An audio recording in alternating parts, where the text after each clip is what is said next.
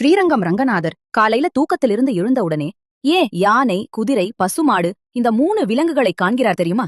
இதுக்குள்ள ஒரு ஆழமான அரச தத்துவம் இருக்கு.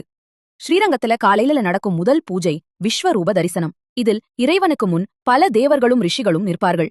அதில் இந்த 3 விலங்குகளும் மிக விசேஷம். காரணம், பெருமாள் இந்த உலகத்துக்கே ராஜா. ஒரு ராஜா தன் ராஜ்யத்தை காக்க காலையில் எழுந்ததும் 3 விஷயங்களை உறுதி செய்ய வேண்டும். பசு, இது பூமியின் வளத்தையும் செல்வத்தையும் குறிக்கிறது. நாட்டில் உணவு பஞ்சம் இருக்கக்கூடாது இல்லையா?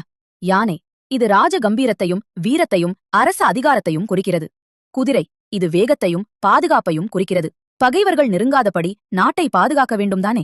ஒரு ராஜா காலையில் எழுந்ததும் தன் ராஜ்யத்துல செல்வம், வீரம், பாதுகாப்பு எல்லாம் நிலைத்திருக்கிறதான்னு உறுதி செஞ்சுக்கணும். அதனாலதான் ரங்கநாதர் காலையில எழுந்ததும் இந்த 3 அம்சங்களையும் தன் கண்ணால பார்த்து தன் உலகை காக்கும் கடமையை ஏத்துக்கிறார். இது வெறும் விலங்குகள் இல்லை, பெருமாள் தன் ராஜ தர்மத்தை உறுதி செய்யும் ஒரு ஆழமான தத்துவச் சடங்கு.